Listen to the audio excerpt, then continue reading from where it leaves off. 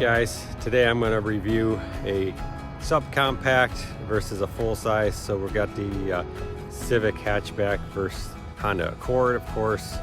And I just want to show you the difference in size. They're both exceptional vehicles, Consumer Report, Car and Driver, top 10 type vehicles. So, but there is big differences, and a lot of people are like, well, which size should I get? They are a lot different in size, but they're also very similar in how they drive, fuel economy, and things like that. So I'm just going to do a quick walk around just so you can compare the vehicles here. So you can see the front ends, how much longer the Accord is. The backs are completely lined up, so you can see that the Accord is probably another 24 inches longer. Styling wise, they're both very nicely styled. LED headlights. Basically, they've both been refreshed design wise. They have the sleek looking grills, the Honda emblem, of course. And I'm comparing white to white so you can kind of see the difference and the similarities between the two. So you can see same color. I think it's pearl white, which I don't know if you ever owned a Honda before, but pearl white's been problematic for Honda for years. I don't know if they've resolved that problem, but paint chipping, things like that. So that's something to consider. But very nice vehicles. This has the alloy rims, and then this has the polished rims, which are super nice. So I'm gonna walk around. Mirrors, same thing, color keyed. That's why I wanted to do white vehicles so you could see the colors on them.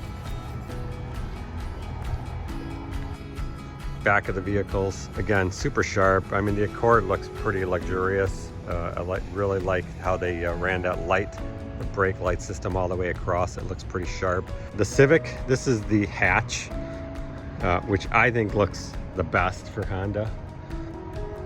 So this is the sticker on the Accord. This is the LX, which is, it's pretty much base model, but I'll tell you, nowadays cars being base model, I mean, you can use your phone to get GPS. It's got almost every feature you're gonna need. It's got all the safety features, but I just wanted to point out the price here, which is $28,000, which is, well, $28,800, not including tax, but it's not a bad price. And then if you go over to the Civic is about $2,000 less. Tag's a little ripped there, but it says $26,300. So to be honest with you, you're getting substantially more vehicle for $2,000 more. So I mean, the better buy, in my opinion, would be the Accord.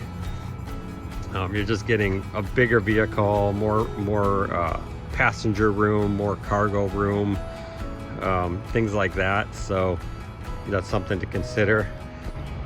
So this is the Civic interior. It basically mimics the new HR-V, and it's getting great reviews. People like the honeycomb pattern on it and stuff like that. But it is tight inside. It's a small vehicle, so that's something to consider. When you're buying this, you're going to be driving a smaller vehicle. It might be a little bit more uncomfortable. This is the Accord inside. You can see the center console is even wider, but the seats are a little bigger. It's more comfortable. But it comes down to what you want. So it depends on what your family needs are. I mean, I love the Civic look. If I had to pick one for styling, it would be the Civic.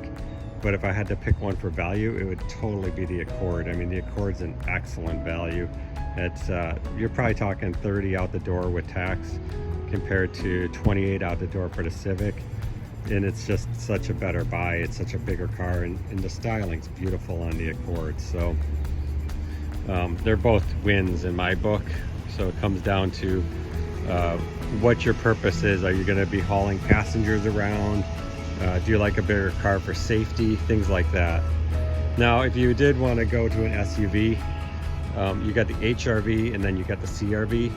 The HR-V is based off the Civic, and it's basically the same size interior and almost the same price. Now, when you go up to the CR-V, the price jumps incredibly. You're going to be at $35,000 out the door, which is quite a bit more money. I mean, it's a very nice vehicle. It's been redesigned and everything, but but the price point for the CRV is just outrageous in my opinion. I mean, as far as you're going against competitors like the RAV4, it's very it's kind of priced itself almost out of the market, so you kind of have to be a Honda fan to go after the Honda instead of maybe like the Subaru or the Toyota.